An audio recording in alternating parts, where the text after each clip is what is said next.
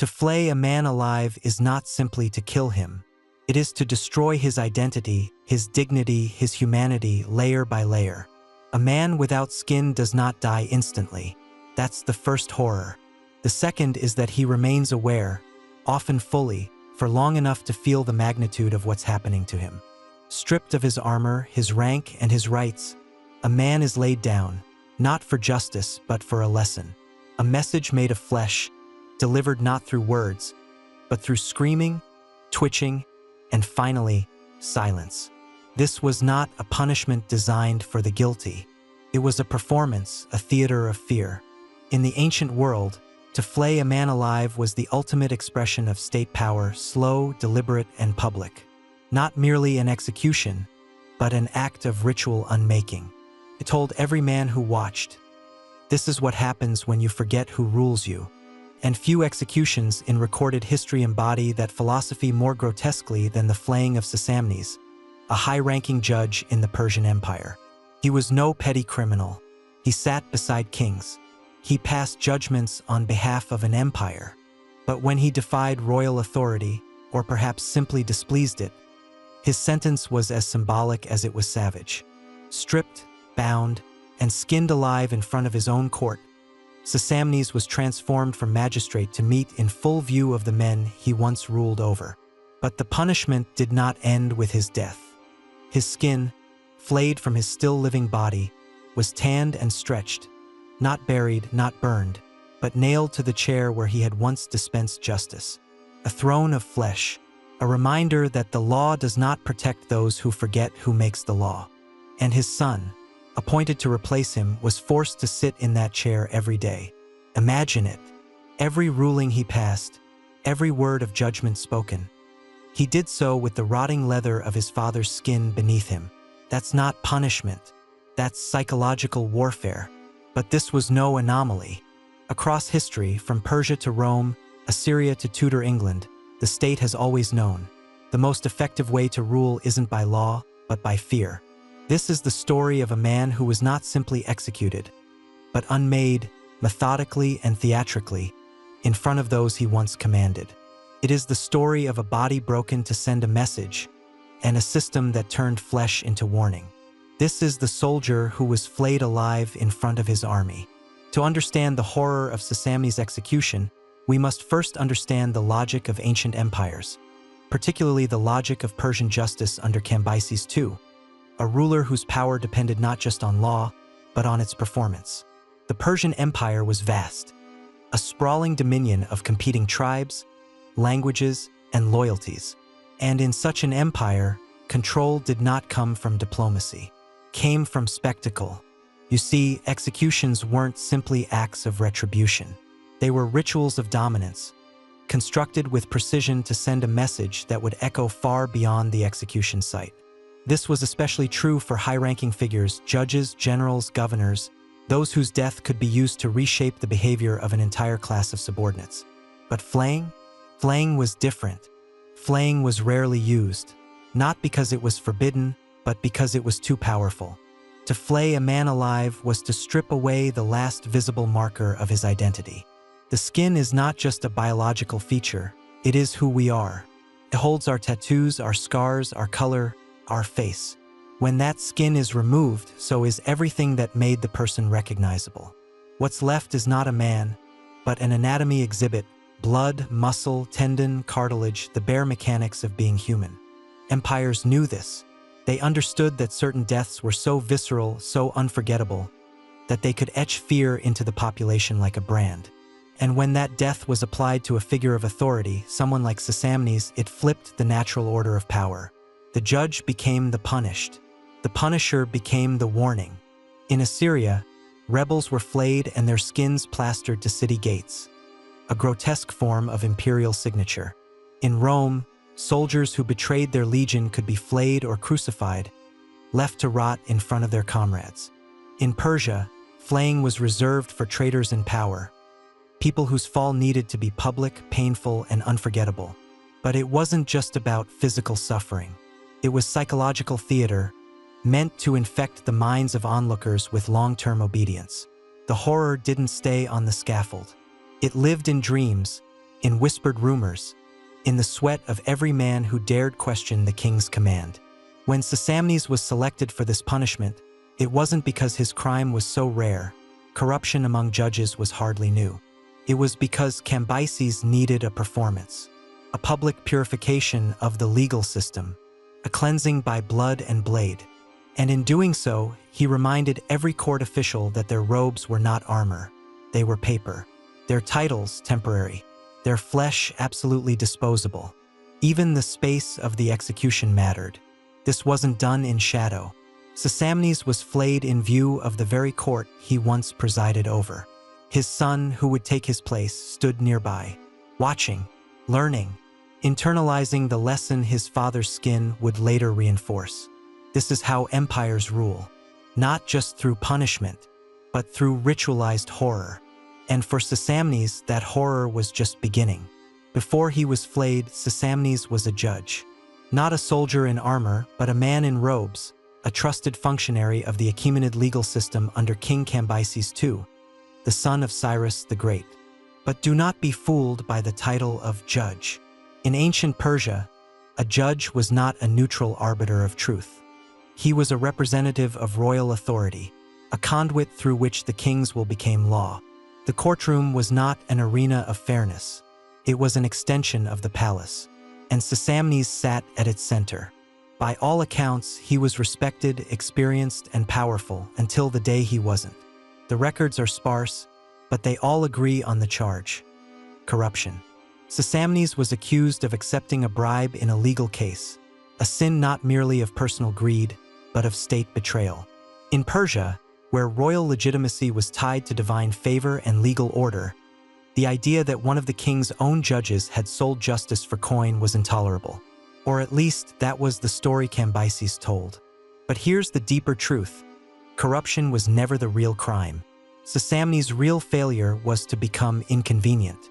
It's possible, even likely, that his decisions angered the wrong aristocrat, disrupted the wrong alliance, or showed signs of independent thinking. In a system built on absolute obedience, this alone was enough. Like so many victims of state violence, his guilt didn't matter.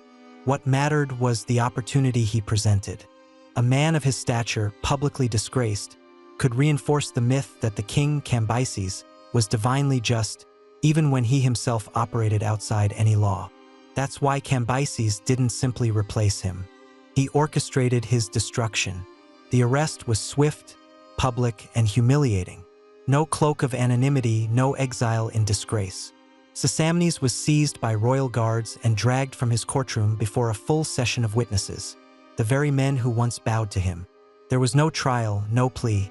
The king himself had passed sentence: death by flaying. And not just death, instructional death. Sesamnes, whose hands had once gestured to silence witnesses, now had those same hands bound behind him. The mouth that once interpreted royal law would soon scream beneath the blade. His body, once robed in silks of authority, would be stripped bare literally and symbolically. It is likely that in the final hours before his execution, Sesamnes began to grasp what was happening. Not just to his body, but to his legacy. Because this was not simply about one man's punishment. This was about reshaping memory. Sesamnes, the esteemed judge, would not be remembered for wisdom or fairness. He would be remembered for his flesh. His name would live on as a warning, not as a figure of respect.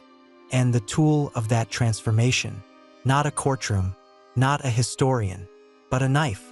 The specifics of Sesamnes' life beyond his trial are lost to history, but the details of his death are preserved with chilling clarity, not because scribes respected him, but because his punishment was useful. Cambyses wanted this moment immortalized, and so it was. Greek historian Herodotus would record the tale decades later. Renaissance painters would immortalize it on canvas. Engravings would show his execution in gory detail, his son sitting day after day on the chair upholstered in his father's skin. Even Gerard David, painting in the 15th century, recreated the event as a cautionary tale of judicial corruption, a sanitized version that still managed to preserve the horror at its core. But no painting, no myth, no footnote in history could fully capture what it meant to be chosen for this kind of death. Sesamnes wasn't just killed. He was selected like a condemned actor in a morality play he didn't agree to join. His body was to become the canvas of the king's justice, not because of what he did, but because of what his death could do. In a world where kings ruled by myth and murder, Sesamnes was the perfect offering, powerful enough for the message to resonate, vulnerable enough for it to proceed unchallenged. And so he was made ready for a punishment no man forgets, and a message no one dares question. The human skin weighs about 20 pounds. It contains over 20 feet of blood vessels, millions of nerve endings, and serves as the body's first and most essential defense. It is not just a covering, it is a sensation map, a portrait of pain. To remove it slowly, deliberately, is to weaponize the very architecture of the human body. This is what awaited Sesamnes, judge of Persia. His execution was not scheduled for dawn or carried out in private. It was midday, bright, hot, and public. Executions held in shadow serve only punishment. Those in full daylight serve a greater function, performance. A raised platform was erected in the center of the courtyard where he once presided. The same men who once bowed before him, fellow judges, nobles, court attendants, were commanded to attend. They did not come out of curiosity. They came because not attending would be noted. Sesamnes was led out bound and naked, stripped of everything that had once distinguished him from the common man. His beard, likely uncut for weeks, clung to his face like a mock crown. His eyes, swollen from sleeplessness, surveyed the crowd in silence. There would be no final speech, no declaration of innocence. The king had already spoken. He was laid face down, spread wide across a wooden frame, a design specific to Flaying.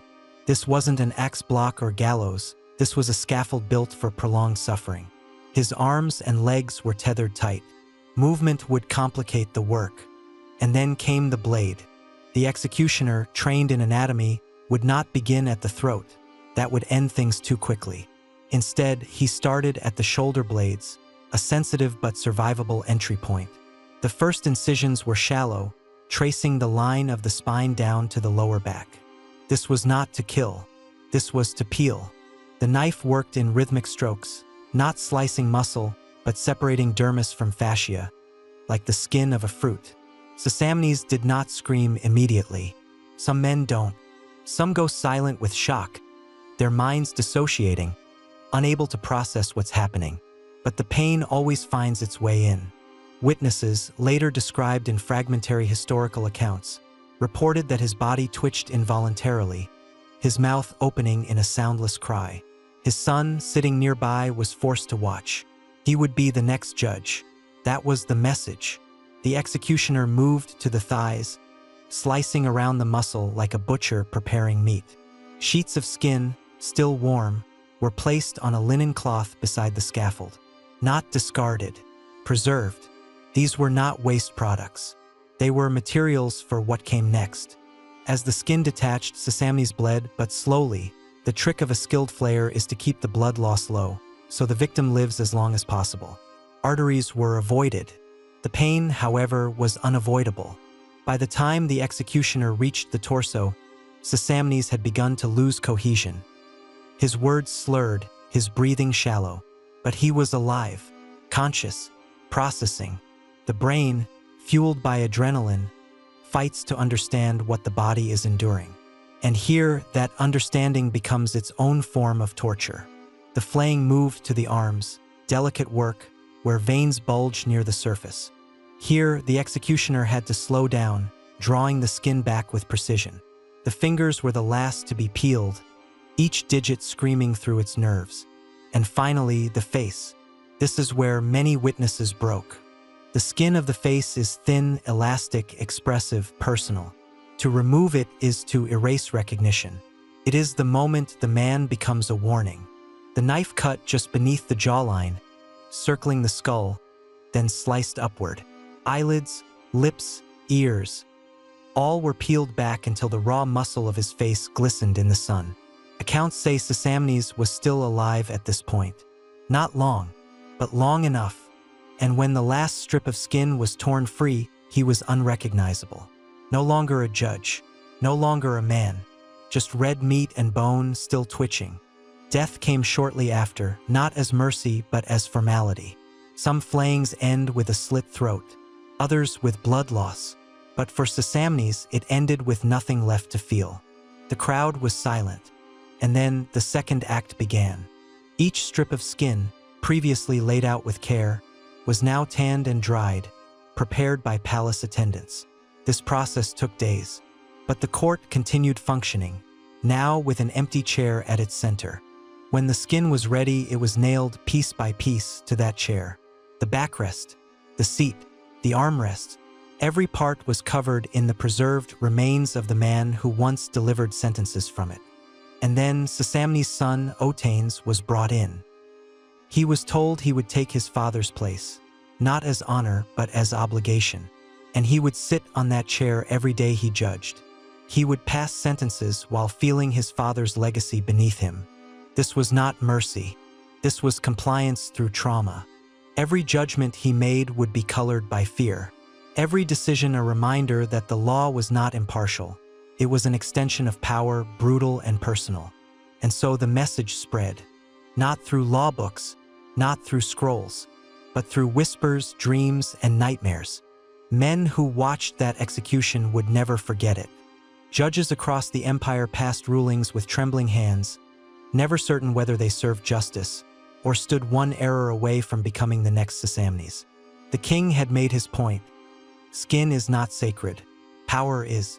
And if obedience required blood, so be it. The state would flay 1,000 more, and the crowd would cheer. Or if not cheer, remain silent, which is worse. When the execution ended, the blood dried, and the skin was nailed in place, Sesamnes' body was disposed of quietly. His flayed corpse likely buried in an unmarked grave, without ceremony, without honor. But his presence did not vanish. It shifted. His new form as a skin-bound throne became a kind of living relic, a grotesque shrine to absolute obedience. For years afterward, his son, Otanes, presided over legal cases sitting atop what was left of his father. A daily reminder of where power comes from and what happens when it is displeased. This was no accident of cruelty. This was crafted messaging. You see, Cambyses too didn't just want to punish corruption. He wanted to define it and ensure that every judge, governor, and courtier in his empire internalized the fear of stepping out of line. The message was not, "Don't take bribes." The message was, "Don't think you're safe." And the throne of flesh sent that message perfectly. Because fear doesn't function in the execution itself. It functions in the anticipation, in the retelling, in the psychological infection it leaves behind. Court officials knew that flaying wasn't random. It was selective, calculated. The empire didn't need to flay everyone. It needed to flay one man well enough that no one else dared take his place. And it worked. 4 years after Sesamnes' death, Persian records show a notable tightening of judicial discipline. Cases moved more slowly. Judges deferred decisions upward. Punishments became more severe, not because the judges believed in justice, but because they feared being judged themselves. Even Otanes, his son, became a tool of the throne, not an arbiter of fairness. We have no records of him ever opposing the king's will. And why would he? He sat on proof of what disobedience costs. But the impact of Sesamnes' death spread beyond the courtroom. Across the empire, merchants, soldiers, and scribes whispered the tale. They spoke of the judge whose skin lived on, of a king who could punish even his own judiciary in ways that made death look like mercy. The execution became a ghost story, retold at court banquets, on trade routes, and in far-flung provinces. And like all good ghost stories, it had a moral. Remember your place. Don't mistake the law for protection. Don't ever forget who sharpens the knives. Cambyses, for all his brutality, understood what modern regimes still exploit.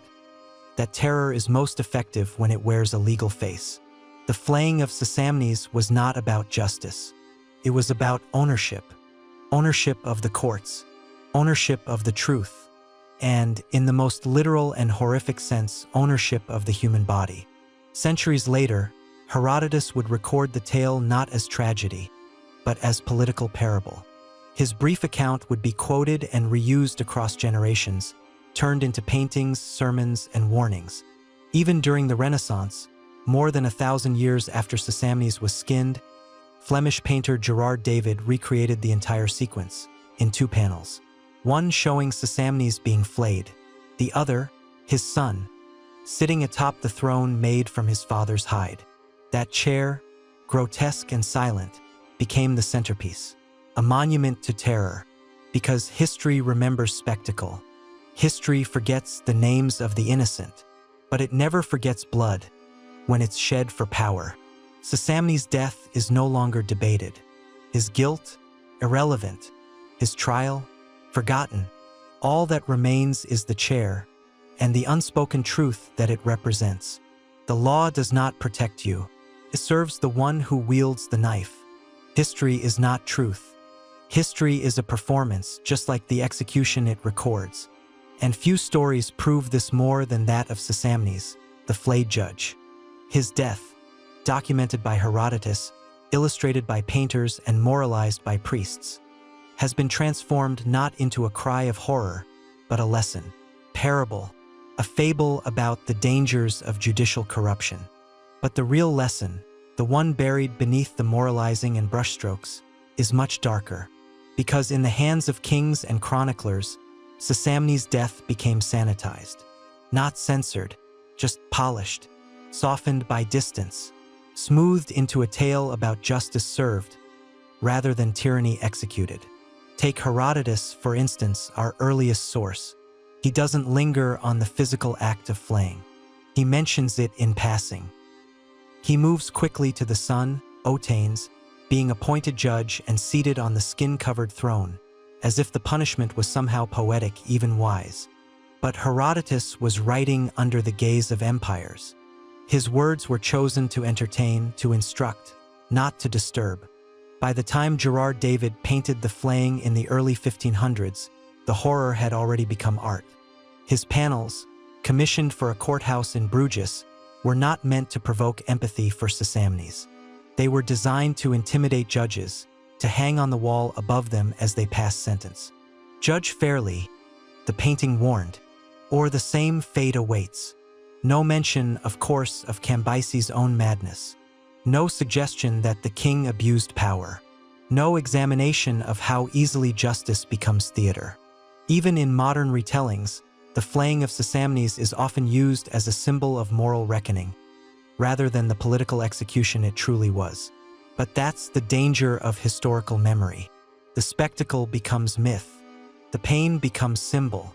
The victim becomes a tool used again and again long after his death. Sesamnes didn't just lose his life.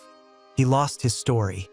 His death was recast, rewritten, reframed, until the knife that cut his flesh was blunted by allegory.